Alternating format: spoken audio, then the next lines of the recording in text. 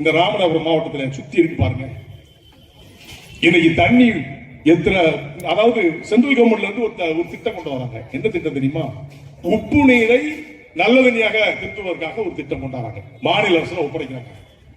செஞ்சாங்களா? அந்த தண்ணி வந்துச்சுன்னா உங்க வீடு தோறும் நல்ல தண்ணி வரும், கிராமந்தோறும் நல்ல தண்ணி வரும், குடிக்கிறதுக்கு தண்ணி கிடைக்கும். நீங்க கம்மாயில போய் குடிக்க வேண்டிய வேலை இல்ல. அதை எடுத்துட்டு திமுக இருக்கிற பொறுப்பாளர்கிட்ட கொடுத்து லாரியில விற்கிறாயா தண்ணிய. ஒரு குடம் தண்ணி 15 ரூபா. இதுதான் ராமநாதபுரம். நீனும் வரிஞ்சு கட்டிட்டு திமுக வாழைக்காடு போயிட்டு ஓட்டி குத்துறியா? இந்த சட்டமன்ற உறுப்பினர் ஒரு பேர் இருக்காங்க, என்னையா பண்ண அவங்களுக்கு நான் கேட்கிறேன். திமுக போய் ஓட்டு போட்டு இல்ல, சட்டமன்ற உறுப்பினர் என்னைக்காவது போய் பாரு, சட்டமன்றத்தில் பேசியிருப்பானா? இந்த சமுதாயத்துக்கு ஏதாவது செஞ்சிருப்பானா? இதெல்லாம் யோசித்து பாருங்கன்னு சொல்றேன், சிந்திச்சு பாருங்க. அன்னைக்கு சாயங்காலம் அன்னைக்கு 3 நாளுக்கு முன்னால கொண்டு பணத்தை கொடுத்துறோம், 500,000 கொடுத்தோம்னா ஓட்ட போட்டு முடியல.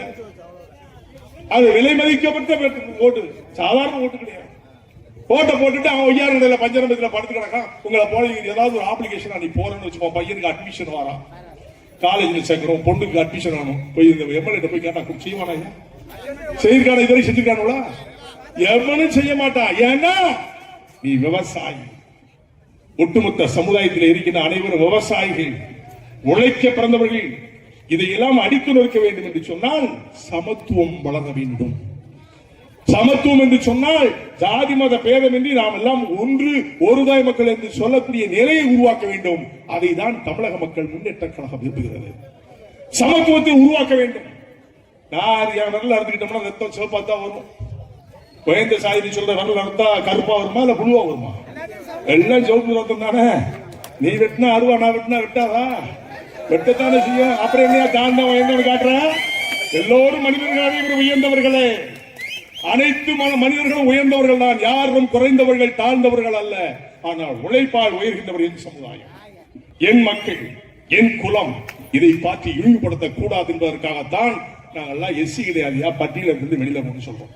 நம்மளாம் எஸ்சியா? எவனாவது சொன்னா அவ்வளவுதான் சொல்லிட்டேன். நாக்கு வருது.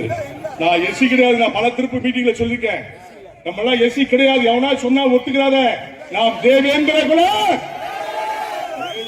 சாதாரண ஆள் கிடையாது. எந்திர வம்சத்துல வந்தவங்க.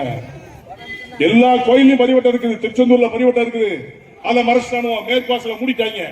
அது நம்மளுக்குள்ள அண்ணன் தம்பி சண்டை தான். அந்த அண்ணன் தம்பி சண்டையில ஒரு வருஷம் நீ கொண்டாடு, ஒரு வருஷம் நீ கொண்டாடு சொல்லி அப்ப இருக்கிற முனிசிபல் கோர்ட்ல தீர்ப்பு வந்துச்சு. நம்ம அண்ணன் தம்பி சண்டைக்குள்ள அது அன்னைக்கு முன்னும் இன்னைக்கு வரைக்கும் திறக்கலையா? சட்டாளங்க இன்னும் திறக்கல.